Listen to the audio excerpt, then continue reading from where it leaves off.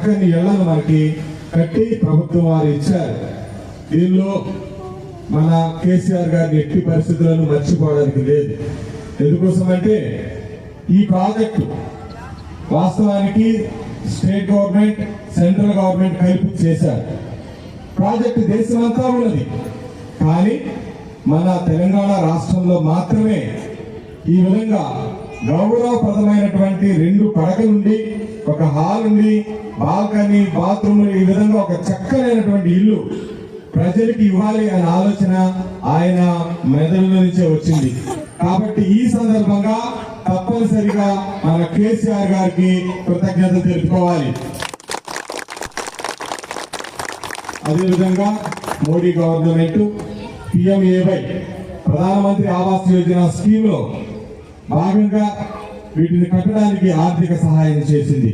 కాబట్టి మనము మన కేంద్ర ప్రభుత్వానికి కూడా మర్చిపోకుండా వారికి కూడా ధన్యవాదాలు తెలియజేయాలి. ఈ సమయంలో ఇక్కడ లేకపోవచ్చు మన ఎమ్మెల్యే గారు ఈ ఇల్లు ఇచ్చేటప్పుడు పక్కనే ఉన్న గ్రౌండ్ లో ఓపెనింగ్ చేశారు. ఇందాక చాలా మంది మాట్లాడుకున్నాం, తలసాని శ్రీనివాస్ యాదవ్ గారు వీళ్ళందరూ వచ్చారని చెప్పి. ఆ సమయంలో ఎమ్మెల్యే గారు కూడా కుత్బుల్లాపూర్ లో ఉండే వాళ్ళకి బహదూర్పల్లిలో ఇల్లు రావాలి అని ఒక ఉద్దేశంతో తప్పనిసరిగా వారందరికీ ఇక్కడే ఇల్లు వచ్చేలాగా చేయాలని ఆయన ఒక 10 days బ్యాక్ కలవడానికి వెళ్ళినప్పుడు ఒక మాట చెప్పాడు. నా కుత్బుల్లాపూర్ ప్రజలందరూ కాస్ట్లీ ఏరియాలో ఉండాలి అని నేను భావించాను. కాబట్టి అందరికీ బహదూర్పల్లి ఉన్న 16 డబుల్ బెడ్రూమ్లో అత్యంత ఖరీదైనటువంటి డబుల్ బెడ్రూమ్లు బహదూర్పల్లిలో ఉన్నాయి. వాటిని నా కుత్బుల్లాపూర్ కాన్స్టిట్యున్సీ ప్రజలకే ఇవ్వాలని చెప్పి తలంచి ఆ విధంగా ఏర్పాటు చేశాను అని చెప్పారు. కాబట్టి ఆయనకి కూడా మనము కృతజ్ఞతలు తెలియజేసుకోవాలి.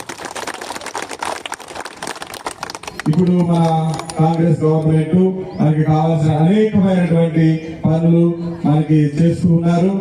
వారు కూడా ఎంతో మన స్టేట్ గవర్నమెంట్ ద్వారా మనకి సహాయ సహకారాలు అందిస్తున్నారు. కాబట్టి మన సీఎం గారికి మరియు డిప్యూటీ సీఎం గారికి, ఇతరులందరికీ కూడా, కాంగ్రెస్ గవర్నమెంట్ లో ఉన్న వాళ్ళందరికీ కూడా మనము కృతజ్ఞతలు తెలియజేద్దాం.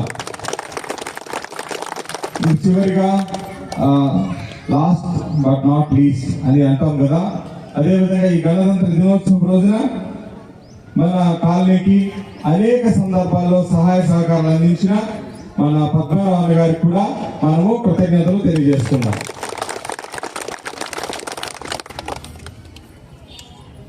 Thank you. ఈ యొక్క అవకాశం ఇచ్చిన అందరికీ కూడా. ఇప్పుడు